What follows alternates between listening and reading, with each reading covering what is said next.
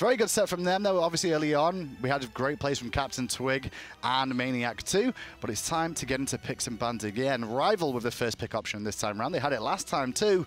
I wonder if they'll change things up in picks and bans, or would you leave it the same? I'd leave it the same. What happened to Team Rival had nothing to do with picks or bans. It was gameplay that just sort of spiraled out of control, I think. Well, they changed something at the start with the Terra. They're a little bit concerned about EmilZy's Terra now, which rightfully so. If you get behind, you've got their ultimate going off, it's getting them away from the danger, causes them a lot more problems. Obey Alliance will ban the Fafnir yet again against Callus. That's another thing. Talking about, remember when we saw the Gold Fury in last game, and they sort of waterfalled into that red area region?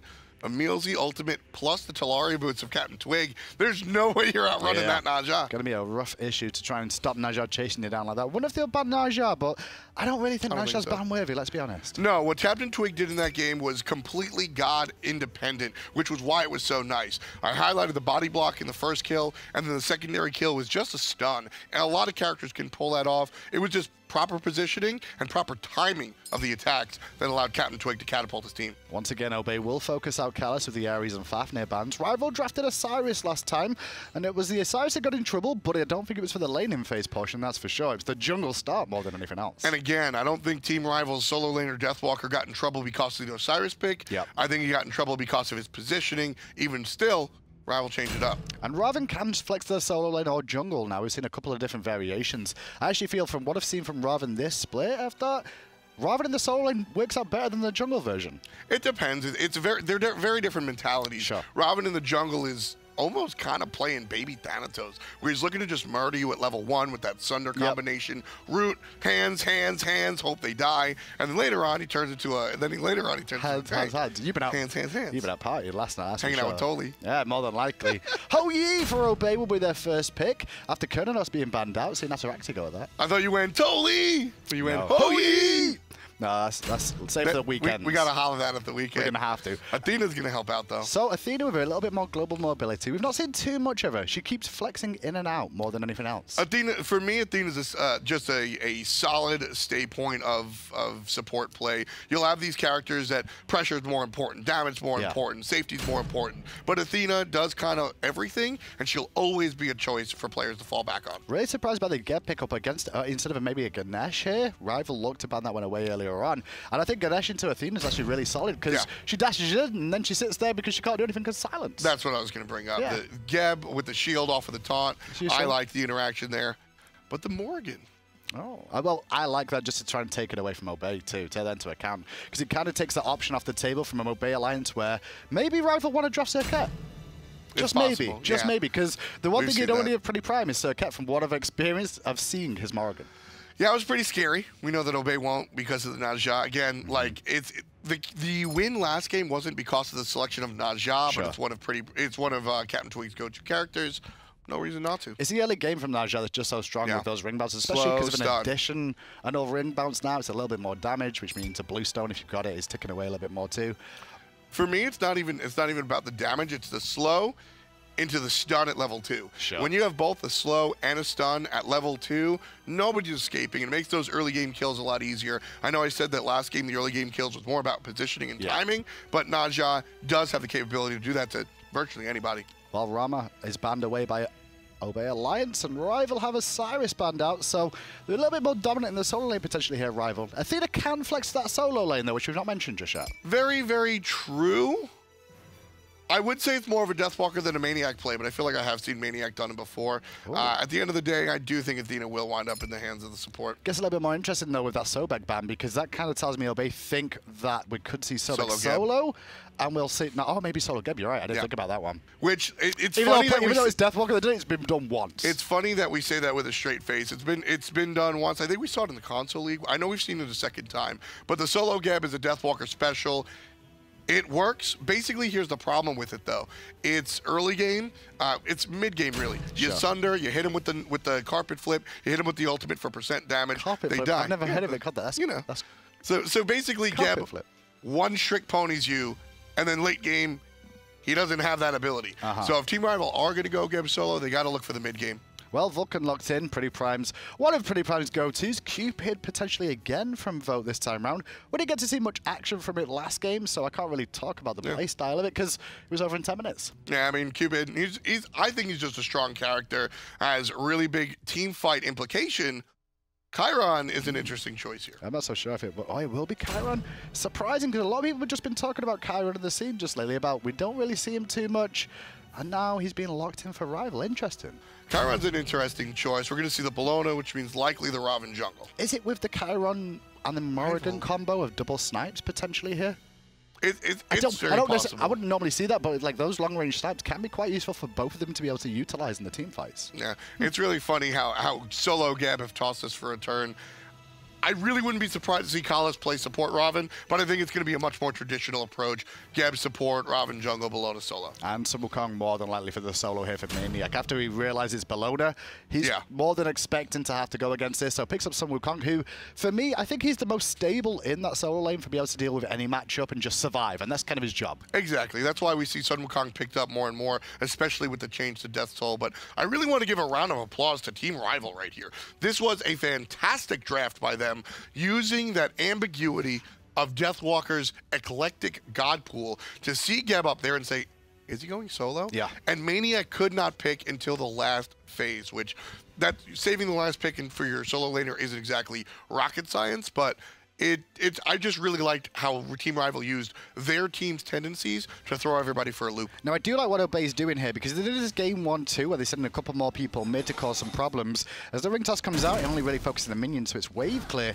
But I love that they had their duo lane sat on the left-hand side jungle in case we saw the Deathwalker solo lane rotation. Yeah, the wraparound has become so prevalent. We've actually seen some teams fight it by sending 4-5 players in a straight line and just walking up as if they're doing a search and rescue sweep. And that prevents anybody from really getting the surprise play. But since then, we just see the duo lane come over. Well, this has worked out well for Rival at the start. As you can see, Deathwalker just stripped away the babies at the blue buff, and the elementals all went the way of Rival too. He's all alone. Deathwalker's a little bit greedy going for this level 1 play with his shield up, and no one's really helping out CaptainTwig now, who's still been forced onto his tier 2. PrettyPrime turns up, but as a Vulcan at level 1, there's not a whole lot he can do either, apart from eat a hammer to the back of his noggin. Listen, Deathwalker's mad about last game. He died 2 times, 3 times in 1 minute.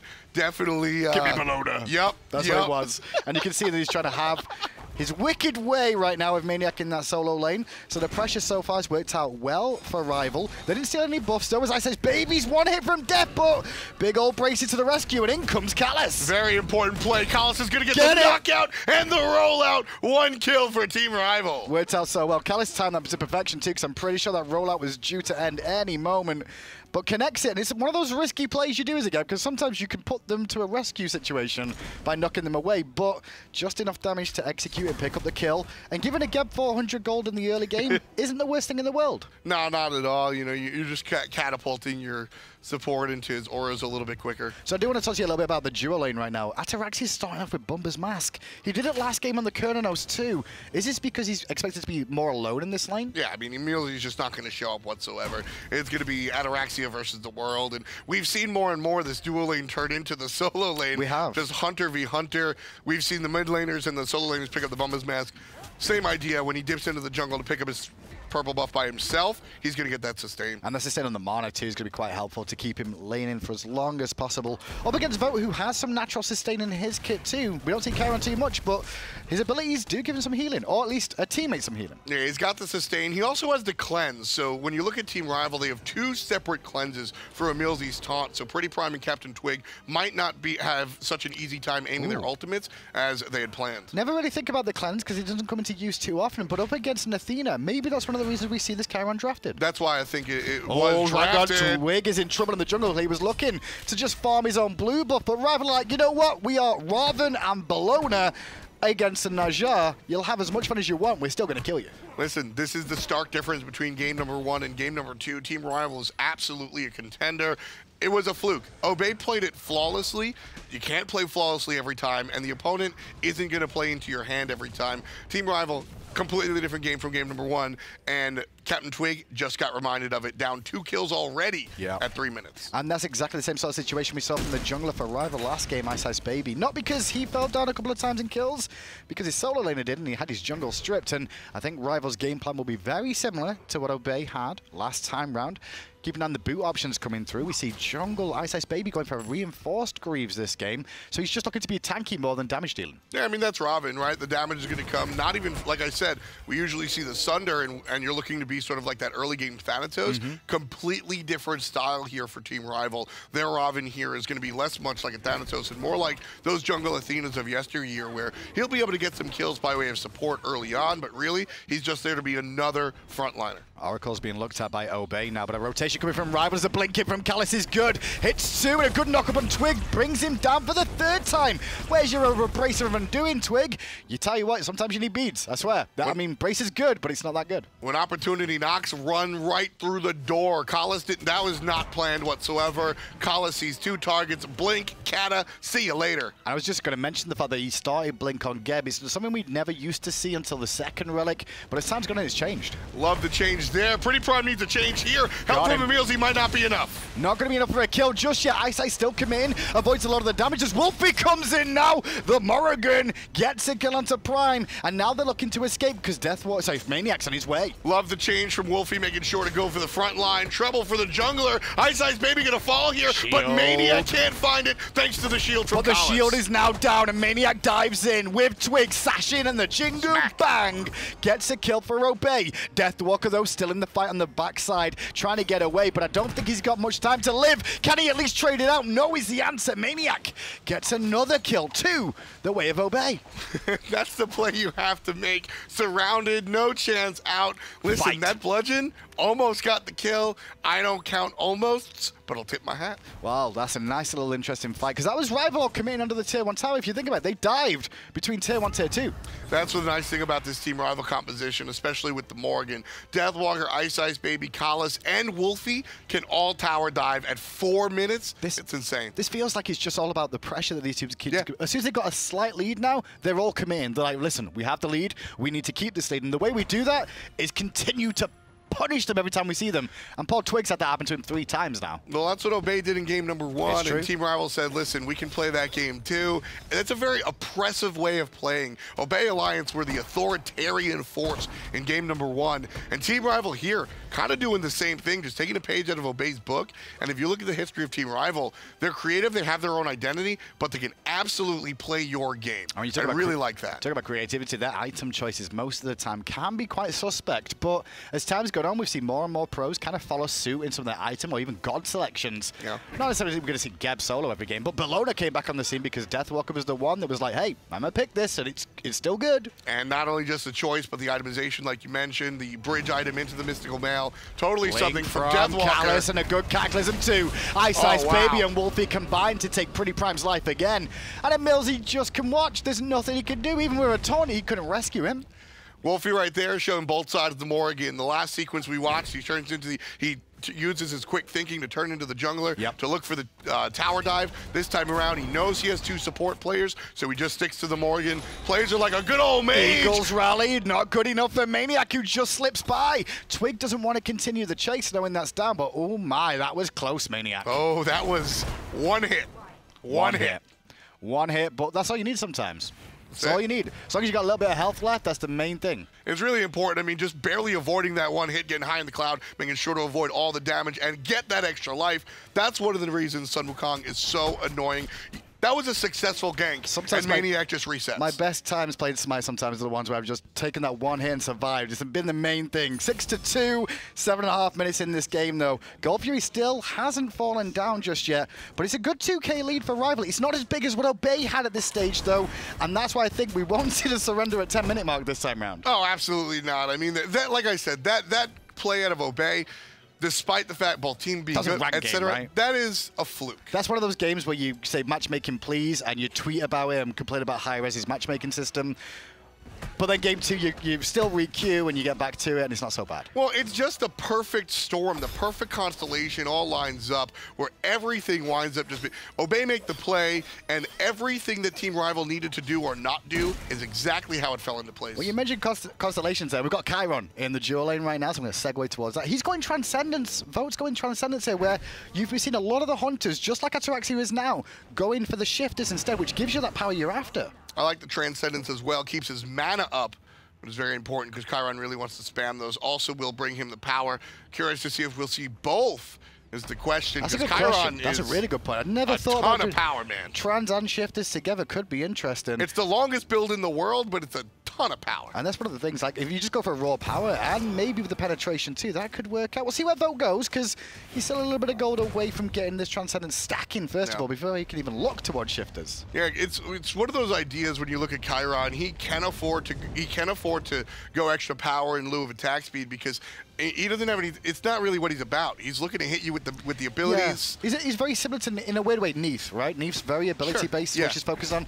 Chiron, the same sort of suit, I'd say. Probably a little bit more stronger in terms of the auto-attack ability compared to a Neath, but slightly ability-based. More focused on the hunters that I love to see new Crusher on, essentially, basically, right? A little bit of attack speed, but when you hit him with the basic, you're going to lower your cooldown. I really like that item on Chiron specifically because of Masterful Shot, but very curious to see where Vote goes. Right now, very standard build. We're talking experimental. Yeah. But he's going I'm actually interested to see if we see that Shifters, because that could be a good call, especially if he goes for the full pen, as we were saying. Oh, yeah. But the experience difference between the teams, you can see it's all Rivals' way. Now, just looking at the list, you can see just a level lead for everybody. It's not a huge lead, but a level adds up. It means those relics are online a little bit sooner, which could spell the difference in the next team fight. And again, sort of like we were talking about in the picks and bans phase, Team Rival have a very mid-game heavy composition here. The Chiron, the iceicebaby, Deathwalker, and the Bellona, Wlfy turning into all of those characters, even some of the mid-game characters across the way like Sun Wukong or Najah.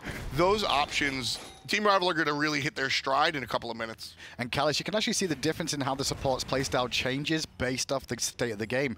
Callis is actually behind EmilZy because his team's winning, and he's trying to force more fights for his team, and, which means he's missing out on farm. And you can see Thieves is now online for EmilZy because he's just been farming more often as Callis has been looking for ganks. Yeah, we say Callis' name every 2 minutes. EmilZy has been really quiet, but quietly just in his room grinding. And at the same time, you just saw PrettyPriMe return to base there. He's picked up a Doom Orb, so those stacks are going to start coming through. A little bit more delayed than usual because he invested in his boots first. But I think that's more for the fact that his team were behind and he needed that mobility. Exactly. Yeah, he needs to get out of jail a little bit more often. They were obviously tower diving him early, so the early acquisition of the Doom Orb wouldn't really help because he was just dying over and over again. Now, as we hit minute 11, excuse me, he gets more rotation from support, etc. A little bit more help. Well, it's a bit of an awkward moment now because all the jungle is down currently, apart from Portal Demon and Gold Fury, but with Obey having that Oracles, there's no reason Rival could even look to invest some quality time into that at the moment without a quick rotation coming out from Obey. I love watching maniaKK and Deathwalker go toe-to-toe. maniaKK always going to get that interrupt, but Deathwalker going for it every time. Old school versus new school, too. That's a kind of cool thing, you know? It's like you've got the original boy maniaKK who all the way back before the Pro League even existed, and Deathwalker, a guy who's not even been around that long, and they're going toe-to-toe, and it's even. And both have this oddly, you know, I used to call it the NA mentality, but I think Europe has taken it over. We're just like, the Divios effect, the Omega effect. I'm a big tanky warrior, hear me roar, watch out, I'm gonna walk in your general direction, and you're going to be scared about it. Yeah, we'll see. I mean, Omega, Devio, Cyclone Spin. You've also got Baskin on that list. When you think about all the solo ladies that used to be beasts back then. See, Cyclone and Baskin were always a little bit more crafty, a little bit more tricky. Omega, Divios, and these two. I'd agree with Cyclone. I wouldn't agree so with Baskin so much. Baskin was one that would run at you the whole time. He was sort of the bridge between those two, right? Well, now that the Oracles has gone down, Rival think they can do the Gold Fury. Teleport coming through, but cancelled out. Nice Cataclysm from Callis, very early. He gets slashed to prevent the knockup. The knockup still comes through. Gold Fury's already gone to Rival, though, but Twig's here to try and respond. Callis hits the ultimate early just to zone out, finds the rollout, not going to be caught either. Team Rival could be in trouble. Deathwalker specifically, Obey on the chase. There's the stun from Najah. Eagles Rally, and he's going to Eagles Rally in place. Cataclysm out from Wlfy this time round. He gets a kill with a Geb, and in goes Vote. He's chasing down, running the backline for Prime and Ataraxia. maniaKK causing distraction for Callis still, as the Horsey and the man with the 1,000 fists are trying to the carries. maniaK's still alive. maniaKK finds the see you later kill right before he falls to the hand of Vote. 3-for-1 exchange in Obey's demise Team Rival's direction. Yo, listen, I've got an idea after. You ready? What if we draft Geb, but we have 2 Gebs? That's the what thing about right having there. 2 Gebs? Oh, Raxi is going to get the kill here. Yeah, it nice should be a taunt. free one. This is Deathwalker hanging around too long, although Ataraxia's getting low. Votes in backup here. Don't forget, Vote will give a bit more sustain with those abilities too. And Deathwalker's bludgeon will bring him down. EmilZy can only watch as his teammate falls. There's nothing worse as a support, but he still is going because he's got Prime and Twig on the way, and Deathwalker can get baited again. Even if he, I don't know, he's level 14. Deathwalker's just going to crush EmilZy. He is at a lower mana, I should say. I mean, he's still got Death's Toll, so he can sustain up the those mana's minions. a big deal, yeah. And that's actually quite important. But 10-3, that team fight overall ends up going 4-1, I believe, in the standings for Rival, based off the continuation of the fight after the Gold Fury went down anyway. Playing against the Morrigan requires so many new thought processes. Oh, yeah. When you're playing against a team, not just the Geb, but the support has Cataclysm, Wrath of Terra, whatever the support setup man ultimate is, right? When you're playing that as a player in the mindset on the battlefield, all right, the Geb ult is down. You know the major disruption is gone in your mind. Wlfy can do it again. Obey Alliance, listen, this is me playing off the cuff, and my apologies if I have this incorrect. I don't think Obey expected the second kata. Well, I don't know. I don't think anyone really would. Who would expect a second kata? You're so conditioned as a player, to it happened, it's over. But also you'd expect a Morrigan to potentially turn into more damage. Exactly. Not survivability, and CaptainTwig has no survivability. Vote just deleted with the snipe at the end of that. Ice and Wlfy on zone in duty, and you can see Wlfy has his ultimate available again. Keep an eye on who the heck he's going to turn into next, because it's going to be a bit of a rodeo there. But Rival, get the Portal Demon 2, pick up Twig, and look to pressure mid. Here comes Kalas looking for the rollout, decides not to opt for the aggressive play, and Wlfy has been such a fantastic mid laner to watch. I think Wlfy's been in his stride for a while. He's like a mini PrettyPriMe. And this is going to sound really mean, right? Wlfy, you're going to know this too. Your budget PrettyPriMe, because he basically plays the same god pool the whole time. Ataraxia, though, is not happy about how this game's going, so he's going to all-in Vote with the support of Athena. But guess what? Vote's got an Athena of his own. That's what I was going to mention. This is what I was going to mention about Wlfy. Wlfy is a solo laner's mid laner. Okay, you mentioned you call him kind of mini PrettyPriMe because he has those plays, but I feel like Wlfy has recently become more. Deathwalker's the star now, and Wlfy is saying, "All right, you know what? I'll play the Isis. I'll be that sort of Swiss Army knife that our team needs." Watching him play the Morrigan, you know who he's turned into today?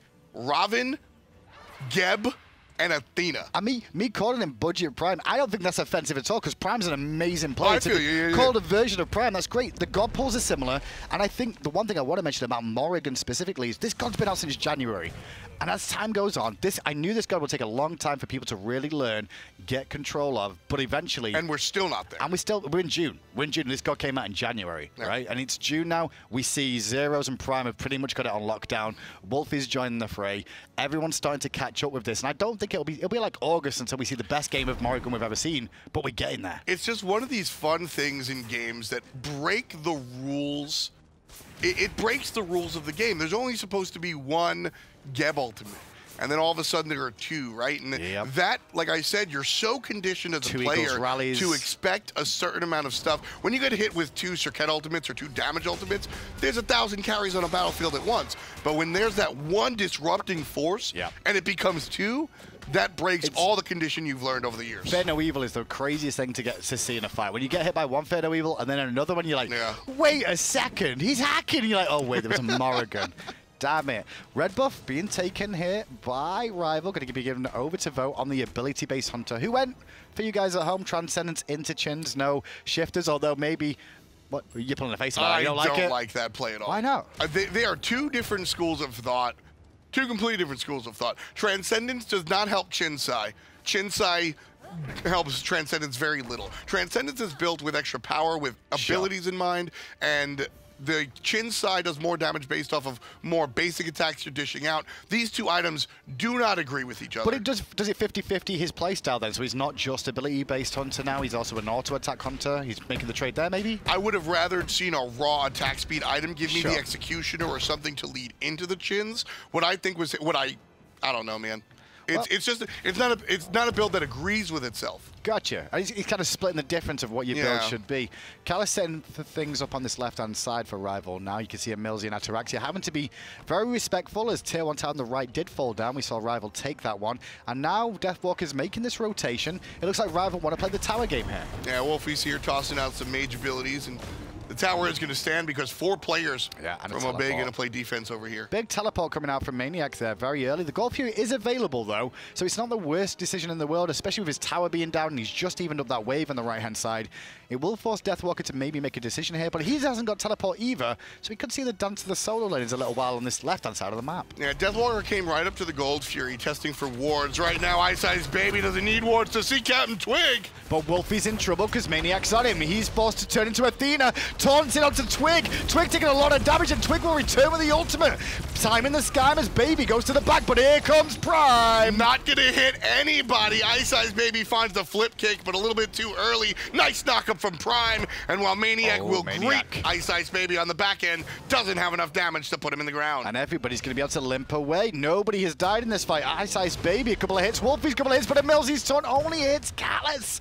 And Callus will live as the Jingu Bang from maniaKK misses. Obey with an advantage, though. They can head to the Gold Fury here, I feel. Exactly. Obey chasing that far, whether or not they get the kill is irrelevant. They're looking to bring the HP bars down as low as possible so that they can get this Gold Fury, hopefully, before Obey is healthy enough to fight into it. Well, this will be an even game if they do get this Gold Fury, because the lead isn't that big right now. Callus does not have his ult, neither does Vote. So it's all about zone duty from Obey. In they go. Gold Fury goes to Rival. Vote stolen away, and Obey will not be happy about that. They'll be looking back at that replay going, what went wrong? How did they get in there? They got in there because Vote used his beads at the proper time and understood the exact timing of training exercise. That's another bonus that you have playing an oddball god. The fact that the one is going to blow up exactly when he planned it. The enemy, oh man, couldn't drag the objective out of there in time. Well, I'm looking at Vote's build after he stole that Gold Fury too. He went straight back to base and picked up the Crusher.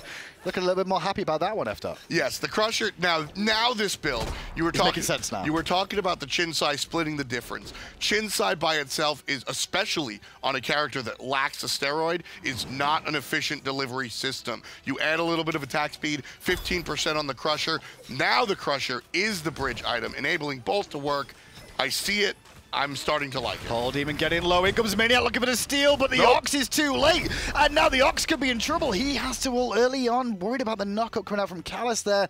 Free pick for Rival. 11-3. Paul Demon their way. Oh, look at maniaKK. No, I'm just kidding. I wasn't confused. I did that once, though. I've done it. We all do it, man. Those clones, man, they're OP. Even Morrigan does it to me where I'm like, Callus blink ulties. Callus ult. Wait, that's not Callus. Yeah. That's another Geb. You just get so used to saying the player name and not the god name. You can slip down that hole sometimes. Yeah, I do a little bit of both, which is what we're seeing out of that Chiron build. Little bit of everything. Meanwhile, Ataraxia's build, he's normally the more creative one, or the extreme one, as some people like to call it. Shifters into, oddly enough, Odysseus bow. 40% attack speed, just looking to swing for the fences. I mean, you have a lot of power built in with that Mark of the Golden Crow, a lot of the penetration built in with that Mark of the Golden Crow, so you got some options. I mean, it helps with wave clear, I guess, to hold your ricochet. Sure. And I guess it's a lot more damage in team fights because you're just going to be able to electrify a little bit more and bounce those shots off. But now he's gone to Executioner too, so a bit more penetration in this build. As you said, like he only had it on Mark of the Crow at first, but he'll start swinging a little bit more now. Very, very unique builds from the two Hunters, I'll say. I'm not sure if I'm clean with either of them right now. I don't mind either of them, to be honest with you. I think the Crusher kind of brings everything back into it. I would have preferred to see the Crusher earlier than the Chinsai. And normally what I say here is, well, you know, clearly was going for the other, but it's in a different tree. Sure. Usually we see them go for Executioner, and I backed and had a zillion gold. So I went Chins, why not? But he specifically went Chins before the Crusher. But we're mincing hairs here. At the end of the day, the full build, looking at these 4 items, I approve. Firegiant already down to half health. maniaKK first one in, and Callus will bop him in the face and Cataclysm early on. They've got to invest into maniaKK if they can. But the Sun Cloud is available, but he doesn't use it just yet. Just Obey will fall back and force Rival to reset the Fire Giant, so the regeneration starts up. Yeah, it's a little premature there. I don't think you can really go for Fire Giant with Obey 5 men up. I know Team Rival have a little bit of a lead here. Talk about 8K or so. And that 6K? 6 to 8K is quite a lot though, right? Even still, it's not something you can't just fight into Obey with a 6K lead. It looks like Rival still want to fight though. They're trying to bait Obey in a little bit more if they can do. Just hanging around this Fire Giant a little bit more. Obey not really taking the bait, however. They're just busy off farming. Red buff already taken down. EmilZy around here with maniaKK. They feel comfortable, but maybe they're a little bit too comfortable because this gap's opening up a little bit more for the Fire Giant to be started again. A little bit, but this is a perfect spot. This is the 6K deficit you want to be at if you're Obey. The ultimate's coming down from Wlfy. Oh, I see what he did. He dropped the Suns to make Obey think that it's a full commit, but it's just Wlfy's Suns. Well, I don't know, because Wlfy's Suns are now down, and Wlfy gets slashed on by Twig, and Twig will take not Wlfy to the sky, but the other damage dealer in Vo. The Vulcan came in, but the Aegis was good. Vo's still in trouble at the back, trying to get away from maniaKK. Meanwhile, the fight's still good on the other side. Team Rival put this play into motion themselves. I don't think it was a good idea, but Vote, beautiful play by the support. Kalis coming through in the clutch. PrettyPriMe will pick up Deathwalker as that fight goes down, so it was only solo for solo in the whole exchange. But my God, I think the call from Vote was like, hey, guys, I've taken all this, and I kind of need help now. And Kalis like, oh, really? Well, let me give you a hand. Wlfy dropped those Suns so early. The Fire Giant was at 90+%. That was the bait. Obey took the bait. I don't think Team Rival were in as advantageous a position as they thought. Do you know what? I don't think it was a bait. I actually think the call may have been... Drop the ult at 100%? Well, I thought they were going to potentially double drop damage and just get as much damage out as possible. There's no other ultimate like that on the side. I think it was really early. I can't see it as a bait, that's the thing. Maybe it was just like he turned early, there wasn't a fight, so he was like, well, I might as well just use it here. Here's the thing, I'm calling it a bait because it was either a bait or just a misclick or an awful play. I'm sure we'll find out. At some point, maybe... Like that, you know, I'm here trying to find the thought process. The nice. Not even the nice. Because these are high-level players. Sure. You don't do things, just because I felt like it. So the thought, it had to have been a bait. Hang on a second. I know a lot of these pro players, okay? And most of them will actually respond with, I just felt like it. That's completely and utterly fair. So, like, I wouldn't be surprised if Wlfy comes out and goes, you know what? I clicked on Ho-Yi early. Yeah. No one was in range. I was about to come out my ult anyway, because he did just at the end of that, if you saw. So maybe that's a mistake. Sure. I'm down for mistake. I'm not down for, I just felt like making it rain. Sure. That's true indeed. Gold Fury, though, is available, and Fire Giant still stands, but with the Gold Fury respawning, attention turns there from Rival once again. After getting this last two, the last one they stole, just mind you, it's now giving them the lead where their zone duty is a lot better than that Obey put on earlier on. That Gold Fury should not have gone that easy. CaptainTwig understands that, trying to stop it, but Team Rival got that way too easy. The situation before at the Fire Giant, that was a big deal. It was a 6,000 gold lead, and I started to talk about why it wasn't that big of a deal. Yep. Everybody on Obey, you had 50 stacks on the Doom Orb, you have the Executioner finished on the Hunter. The 6,000 difference in between Obey and Rival, the key items on Obey were already there. So that 6,000 gold at this point was a lot different. That's why Obey could fight into that team fight relatively easily. Rival kind of overestimated their 6,000 because at that moment, it wasn't that much of a big deal. And now you can see that lead now, 7,000, 6,000 experience in favor of Rival. Especially after game one, this is so much better from Rival. It was 10-minute surrender that Obey trounced them, is basically the only way you can really put it. But this game is a different story. It's Obey on the back foot, who, let's be fair to Obey, they're fighting back in very well, but Rival had not really given up much. Oh, not at all. I mean, Obey are a top-end team. We obviously know that. And so Rival have just been a really steady force here trying to defend what they've been able to get. And with cheeky plays like that Gold Fury, that's what's going to allow them to find the W. Win or lose here for Rival. This is a good game to tell them how to deal with it. More experienced teams, you know. Wow, Portal Demon stolen. maniaKK gets in, strips it away with a Jingu Bang. Rival are just standing there in a circle going, all right, who messed up? That has to happen. But Team Rival make that play because... conditioning your opponent's a big deal, whether it's positive or negative. Obey told Rival, we're going to let you get objectives without coming through. We're just going to let this happen. Split push, support Athena. Talk to me about this. I love it. Really? it just draws somebody over for the sake of it. You're a support anyway. What are you going to do? Kill me? I'm Athena. Here's the deal. Here's the big deal, though. Watch this. Athena gonna join the fight on the right-hand side. Bellona, she can do the same thing because of the teleport. Wonderful play, but how's it gonna pan out? Well, the padding is not working out well as Callus will juke out the ultimate just in time. He was in a danger spot. Wlfy too, but he's going to stealth away. maniaKK can't find the Jingu Bang who's after, and once Deathwalker turns up, Obey have to fall back. So in the end, it's a washed fight. Yeah, the plan from EmilZy was the same as the plan from Deathwalker. Okay, you're going to distract me on the other side of the fence. I'll go over there too. Whoa. We'll both teleport there. I'll see you later. I'll tell you what, I have a feeling Obey were thinking about going through that portal. EmilZy and Ataraxia were kind of lined up to go through it, and then the portal closed. And I think that was wise that the portal closed because Deathwalker and Vote were both waiting on the other side in a good position. Now you're giving credit where it's not due. Wise that the portal closed? Lucky.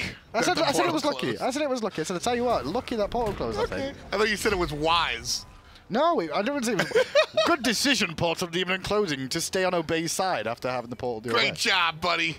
iceicebaby going to meet EmilZy. EmilZy, as I said a bit earlier on, is tanky, but I love the distractions Obey are trying to cause here. They're trying to just like get their way back into it by getting some objectives like the tier 2 without being punished too heavily by things like this Fire Giant. Even still, Team Rival certainly winning in the objective field. 3 Gold Furies, and the Portal Demon stole it away. Once EmilZy in trouble. CC chain is good, but not good enough to pick up the support. And now that was 2 ultimates invested, make that 3. But can Obey turn that around, knowing their support is dead? Now the team fight split up. Wlfy, Bellona, ult on 3 players left side. maniaKK being chased out by the jungler. Blink over the wall from Callus. And it was good from Callus, but there's no further follow-up because meanwhile on the right-hand side, Baby and maniaKK still fighting away. Good damage over the wall, though, from that training exercise damage coming out from Vote. Same skillful shot. I prefer that play from Callus. This team's looking for the disengage. Yep. Whether his team knew it or not, Callus was looking for the disengage. Respect the call, the support.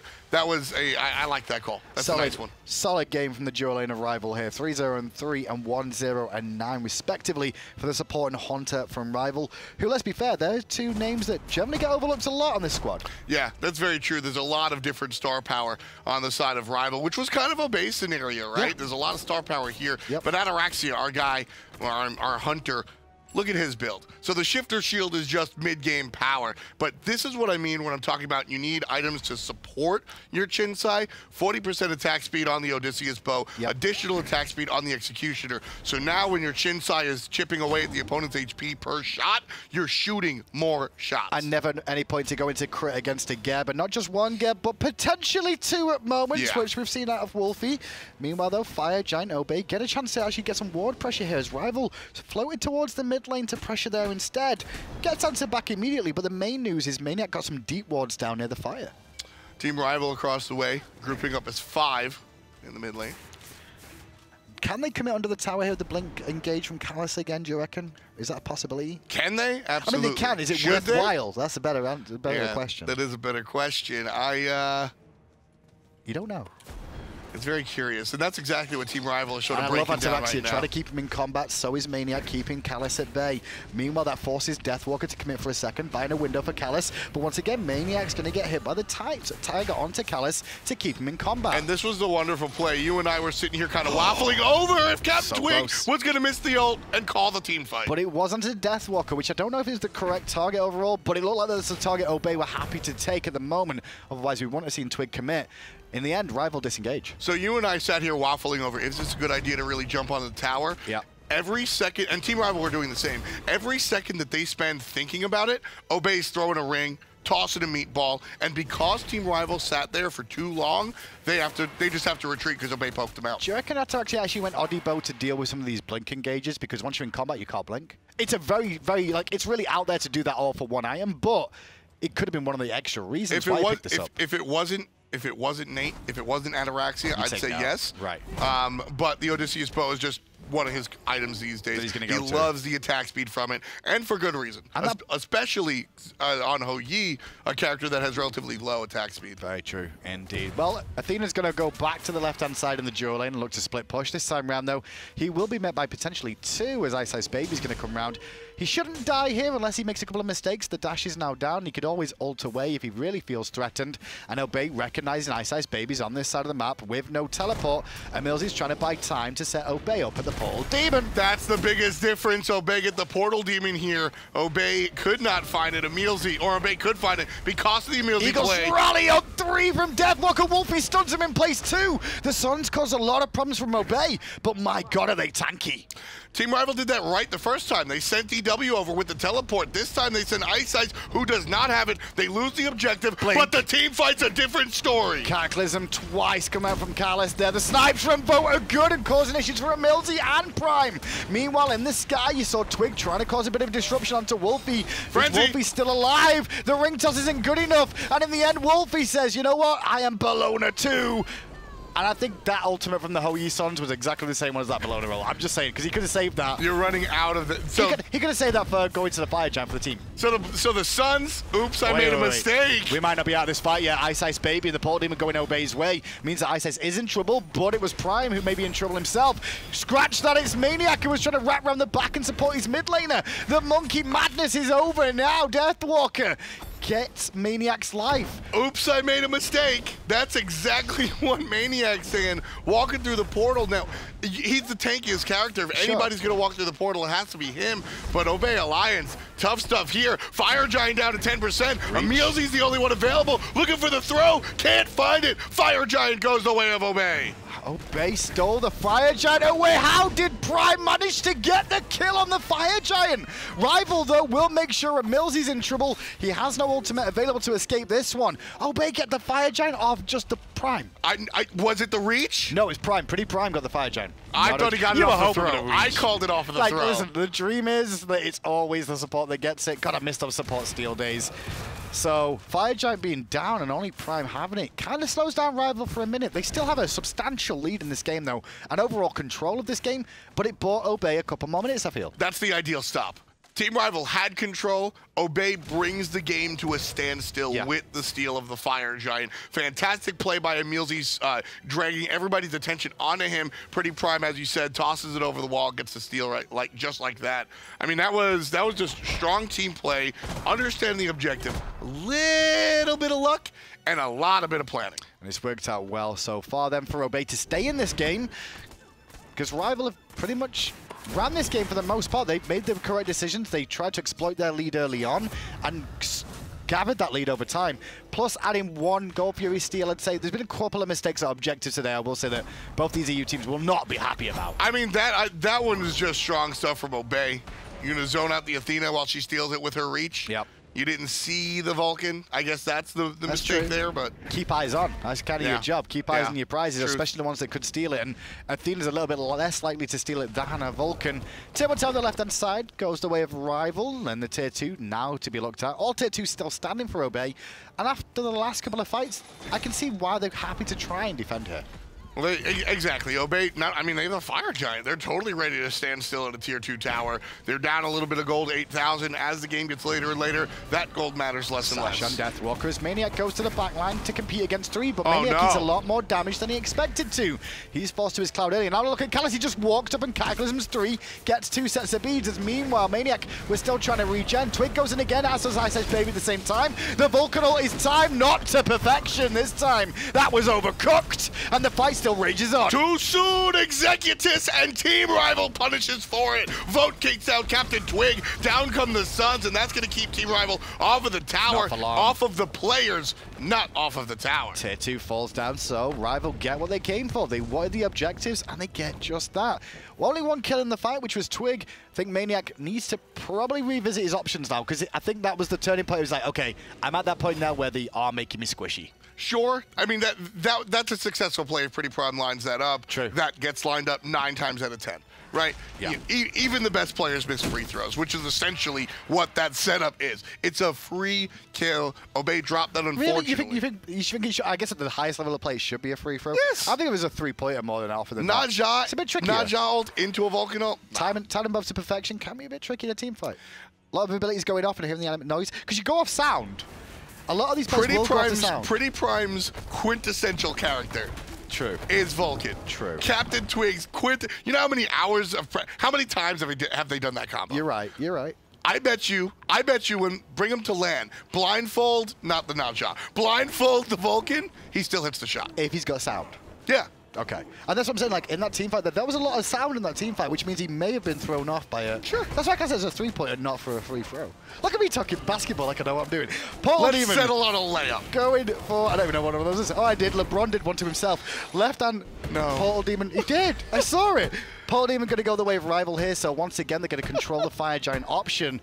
But Fire Giant's not going to be available for another minute's time just yet, so Obey have time to wait this Portal Demon out and get themselves back in position. What did the Hindu man say when he messed up the basketball terminology? I don't know. Alley-oops? Alley-oops. Did I say alley-oop? Did I say alley-oop? Oh, well. No, you didn't. Oh, I said layup. LeBron alley-ooped himself. Right, I thought it was a layup for himself, but it was an alley-oop. Oh, well. To be fair, man. if that's the weirdest thing I ever say at broadcast, that's not too bad. I don't know the sport that well. I mean, it's not like you said LeBron, Stone Cold, He got Steve a home LeBron. run. He got a home run. I could have said that. But yeah, I could have brought up Steve Harvey. The most dangerous. Hey, you know what? You know what? Shouts to us though. The Score Esports actually picked that up in their their weekly, like they do a weekly esports podcast of like they 2 minutes of fails, right? They had some funny stuff from the Dota stage where like some guy tapped the other guy on the shoulder. And they had you and Taco with the Stone Cold Steve Harvey, and they're sitting there like, oh no, are they serious? They fast forward to the end where you call because Steve Harvey said so. Okay. It was great. I've not watched that yet. I'll have to have a look. They should just tune in every week with our broadcasters. You never know what you're going to get. Fire Giant started up by Rival. Now 38 minutes 41 seconds on the clock. 3 members of Rival on zone duty here, trying to slow it down. Fire Giant is going to be forced in the second. Eagles rally, Cataclysm combo, Vulcan in response. Wlfy Eagles rally on the left-hand side. And that worked out well for him, but Ataraxia is under pressure. He's forced out to the left. The damage from Thoth is insane right now. The penetration build he's put on is causing so many problems from Obey, as now iceicebaby is looking towards Twig. Obey played that so intelligently. Team Rival create this giant area of plus protections thanks to the double Bellona ultimate, and Obey just eject so hard. Round Wonderful 2. play. Fire Giant at half health, EmilZy, Twig, first one's in. Callus will meet them and only knock up Twig. EmilZy trying to get vision on, but they won't get vision in time. Rival will not have it taken. Well, just very well done by Team Rival. I know I applauded Obey for backing out of that fight. Now, that's the right play, but it was just they played into Rival's hand. Rival put down the protection field, this Venn diagram of you shall not walk here. Obey walk away, and because Obey had to leave, Team Rival pick up the Fire Giant because there's no way that Obey can come back into it. They get double zoned. Team Rival take down the Fire Giant, leading this game by 10,000. What a nice sequence. This build from Vote is just going to be so intrigued now with how it's going because his damage has gone through the roof. Obviously, with the build that we saw, he started off with Trans into boots, chins, crusher, and then he's gone all the way back to Odysseus bow as his final item to finish off this build to give him that attack speed for the chins. Well, so what it comes down to is ability-based hunters, if you generally look at who we call mid-game and who we call ability-based, there's a lot of overlap. Sure. And that's because your abilities are going to, your abilities have a cooldown. They're going to cap out. Exactly. Your abilities have a cooldown, and that's really where they cap out. They do a lot of damage, but you got to wait 8 seconds for another one, right? Yep. So that really maintains control in the mid-game. Late game, it's all about these basics. I hit you 5 times, you fall over. That's why we see late game the Odibo come out, and that's why we see late game Chiron skyrocket to the top of the PD. Well, let's see if Rival can continue this momentum they have here. 40 minutes in, 18-4. Last couple of teammates haven't resulted in a whole lot of kills because both have done a very good job of surviving, if anything else. The damage has been pretty solid. Yeah, I mean, there's a lot of defensive prowess on both of these sides. Callus and EmilZy obviously going to do a lot of peeling for their team. Wlfy, in addition, helping out Team Rival with extra whatever they need. So this is working out well for Obey though, because they've got a couple of things on cooldown right now in terms of their relics. 2 sets of beads, I should say, are on cooldown, which are very important. Mainly PrettyPriMe has both his relics down right now. Rival waiting this out a little bit longer than they probably should. If they recognize this, they would have committed by now. Exactly. Rival probably aren't sure of those cooldowns. I would say in the middle of a team fight, it's a little bit difficult to really nail that one. But really what it comes down to is they know that they have the upper hand in this fight, and with or without relics, I think they can take the fight. Well, they see Callus rolling. He is still hitting. Deathwalker's tanking up the Phoenix, however, as the minions are slowly coming in. Eagles rally, juked out by Ataraxia with a leap. Frenzy is popped. That means go for Rival's point of view, but they have to fall back because of the suns from Ataraxia. Vote will take out Twig as Twig was running towards him to pick up the kill. Won't find it. Maniac, meanwhile, has already used the Monkey Cloud, and now they have to use the Fountain too. Vote Wlfy, iceicebaby. 1 kill, 1 kill, 1 kill. Vote turns his into 2. That's the deicide. That's the game. Team Rival answer with the split. I'll be honest, after I expected to see a very close set between these two today. I did not expect the results to be that one-sided for both teams, in my opinion. Obey didn't really get things going in game 2. Game 1, Obey got everything going and Rival didn't. So yeah, I mean, technically the set was close. Yeah, the set was close and it went probably as many people may have expected. I will say one thing, though. The Obey was not nearly as shut out as Team Rival was in game number 1. Agreed. Obviously. But really what it came down to was everything aligned in that first game. I don't think that that's representative of the skills of, honestly, either team. I don't think Obey can play the perfect chess match every single time. Sure. And Rival certainly aren't falling down every time. Well, that worked out very, very well for both those two overall. Back at that set, what was your favorite moments? Anything in particular? Honestly, the moment when we saw the double Geb ultimate that just blew Obey's mind, that really blew up a team fight. I really loved that moment. I think that was my favorite. That worked out well. Obviously, in that set, we had for great plays coming out from multiple members of Rival. Wlfy in the mid lane, obviously Vote too. Can't forget Vote, Deathwalker, and iceicebaby. Worked out very well for all of them. So overall, split, how does that do to them in the standings? Is it just keeping me pretty even? Yeah, we're going to see pretty much the same thing, but I want to go back into the game here.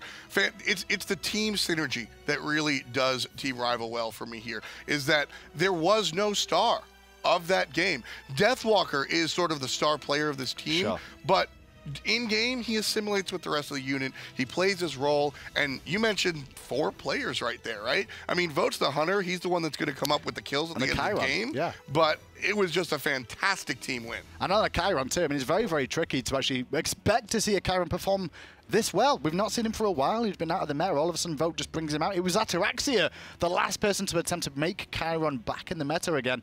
Had some success, but not to the level that Vote has really shown in this set. Yeah, I mean, Chiron has a little bit of everything. He's got some sustain. He's got some of this. He's got some of that. You know, he can do a lot of things. So I was saying you were crazy. That's what I was doing. I got confused. With that, though, that's the end of set 1. We've still got 3 more sets to bring you today. We'll be back right after this break.